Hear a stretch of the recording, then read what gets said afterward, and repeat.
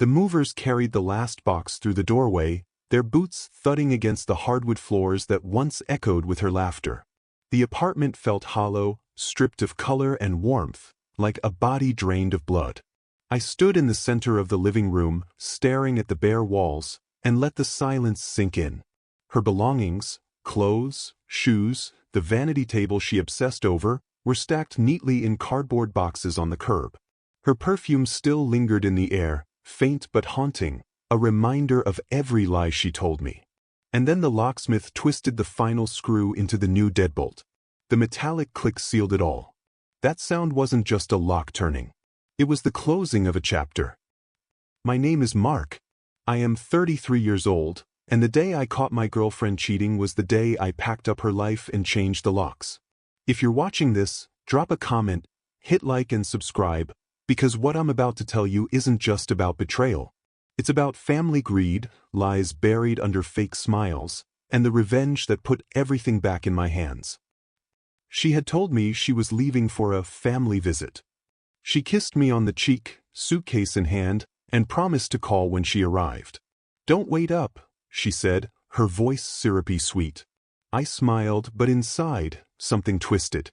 Because I already knew. A week earlier, I'd stumbled onto the truth. Her phone lit up while she was in the shower. I glanced at the screen, not meaning to snoop, but curiosity has claws. A message from a name I didn't recognize. "Can't wait for you to sneak away again. Friday." I froze. My heart raced. I told myself it could be innocent. But when I scrolled, just one swipe, the innocence evaporated. Photos. Hotel addresses. Her words, dripping with intimacy she never gave me anymore. That night, while she slept peacefully beside me, I lay awake staring at the ceiling. Every memory of us replayed like film reels gone rotten. I remembered the first time I brought her home to meet my mom. Mom had cooked roast chicken, her favorite. My girlfriend had smiled, charmed everyone, promised Mom she'd take care of me. "Mark's too kind," she'd said. "I'll make sure no one takes advantage of him." The irony now sliced deeper than any knife. It wasn't just cheating. It was family betrayal. Because when I looked closer, I realized who she was sneaking away with. My cousin, Derek. Derek had always been the family's golden boy, or at least he thought he was. Slick talker, constant schemer, always sniffing around my late father's inheritance. He burned through money like gasoline, then came crawling back to my uncle, begging for another handout. My mom used to whisper, "Don't ever trust Derek, honey. He only looks out for himself." And now? He had his hands all over the woman I thought I'd marry. The grief nearly broke me. I remember sitting in my car outside our apartment one night, gripping the steering wheel until my knuckles turned white, sobbing so hard I could barely breathe. But grief didn't last. Grief hardened into fury, and fury sharpened into precision. The plan came to me slowly. I couldn't confront them in a screaming match. That's what they expected. No, I needed to hit them where it hurt. Quiet, cold, irrevocable. First, I called my landlord. "I'll be vacating the unit," I told him. "But I'll be taking over with a new lease, just my name." He agreed, paperwork sliding into place like chess moves. Next, I called the movers. "Everything that's hers," I said, "box it up." Finally, I called the locksmith. "Change the locks." Same day. The schedule was set. The morning she left for her so-called family visit, I kissed her cheek and waved goodbye. The moment her car disappeared around the corner, the movers rolled in. Box after box, room after room, her double life disappearing into cardboard. I picked up one of her sweaters, holding it for a second. It smelled like her perfume, lavender and vanilla. For a heartbeat, my chest ached. I remembered the nights she'd curl against me, wearing that sweater, whispering dreams of buying a house together. But those whispers were lies. I dropped it into the box without hesitation. By noon, the apartment was bare. My TV, my couch, my things remained. Everything else was gone. When the locksmith finished, I paid him cash. He gave me a curious look. "Big breakup?" "Something like that," I muttered. He nodded. "Well, new locks mean new beginnings." That evening, I sat on the couch in the half-empty apartment, waiting. The boxes outside glowed under the street lamp. I poured myself a whiskey, the amber liquid catching the dim light, and let the silence wash over me. Then I heard it. Her footsteps in the hallway. The jingle of her keys. The metallic clink-clink of her trying the lock. Nothing. The pause. Confusion. Then the sound again, more frantic. The rattle of keys, a muttered curse. And finally, the knock. Hard, sharp, desperate. Mark? What the hell? Why won't my key work? I sipped my drink, letting her voice echo through the door. She banged again, harder this time. Mark, open the door. I didn't move. Through the peephole, I saw her face twist in disbelief. She turned, saw the boxes stacked neatly on the curb and froze.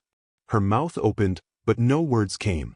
She stumbled back, one hand clutching her chest as if the air had been ripped from her lungs. I'll never forget the look in her eyes, pure shock, laced with fear. She realized she had been erased. Inside, I leaned back against the door, my pulse steady, my breath calm. For the first time since betrayal entered my life, I felt free. But revenge wasn't complete yet, because family blood was still involved. And Derek, he hadn't felt the weight of justice yet. Her voice echoed down the hallway that night, angry, desperate. She pounded the door with her fists until her knuckles must have bruised. Mark, you can't do this to me. Let me in.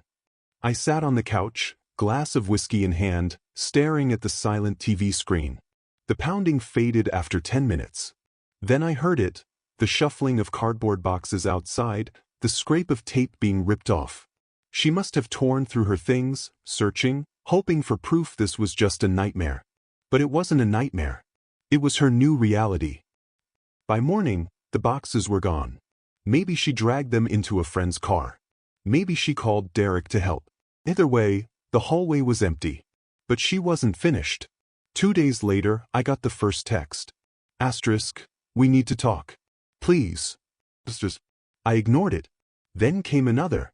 Asterisk, you don't understand. Derek doesn't mean anything. It was a mistake. Asterisk. My jaw tightened. A mistake doesn't stretch over months. A mistake doesn't involve sneaking around hotel rooms, whispered calls. A mistake doesn't bleed into family betrayal. I put my phone face down and didn't reply. But ignoring her didn't mean I ignored the war she and Derek were planning. Because betrayal runs in layers. At Thanksgiving, just a month before I discovered the affair, Derek had cornered me in the kitchen while everyone else laughed around the table. He'd leaned in, his breath smelling of whiskey. You know, Mark, he said, your dad's land is wasted just sitting there. If you let me handle it, I could turn it into something real. Money. Opportunities. I'd brushed him off then, thinking it was just another one of his schemes. But after catching him with her, I saw it for what it was, groundwork. He hadn't just wanted the land. He wanted me out of the picture completely, my girlfriend by his side, and my father's inheritance under his thumb. The audacity burned in my chest. Emily, my younger sister, was the first family member I told. She came by one evening, carrying a casserole dish Mom had sent. She found me sitting in the kitchen, paperwork spread out across the table. Mark, she said gently, setting the dish down, you look like hell. I rubbed my temples. She was cheating. With Derek. Her eyes widened, then narrowed into fury. That snake. I knew he was too friendly with her. I nodded, sliding the trust papers toward her. And it's worse. He's after Dad's land. He thinks if he breaks me, he can control everything. Emily leaned over the table, fire in her voice. Then don't just beat them. Bury them. That night, with Emily's help, I made my move. My lawyer had already secured clauses in the trust to protect me, but we went further. We restructured assets, filed new deeds, and placed layers of legal firewalls Derek could never climb. By the time the ink dried, Derek's path was sealed shut. But I wasn't done. The next week, I staged my own confrontation. Derek had a favorite bar downtown, a dim place with sticky floors and neon signs that buzzed like broken flies. I walked in one Friday night, spotted him leaning over the pool table, laughing with a drink in his hand. When he saw me, the smirk slid across his face like oil. "Mark," he drawled, "long time no see. Heard you and, had a falling out." I stepped closer, my voice steady. "You can keep her." That caught him off guard. His brows furrowed, confusion flickering. "But," I added, "if you think you're ever getting your hands on Dad's land, think again. It's mine. Always will be." His smirk faltered. "You think you're smarter than me?" I leaned in, low enough only he could hear. "No. I know I'm smarter than you. And I've already closed every door you thought was open." For once, Derek had no slick reply. He just stared, his drink trembling slightly in his hand. I left him there, silent, his confidence cracked. Meanwhile, my ex wasn't staying quiet. She showed up at my mom's house one Saturday morning, tears in her eyes, trying to spin her story. "He locked me out," she sobbed. "He took everything from me." Mom called me immediately. "Mark, she's here. What should I do?" I closed my eyes, rage simmering.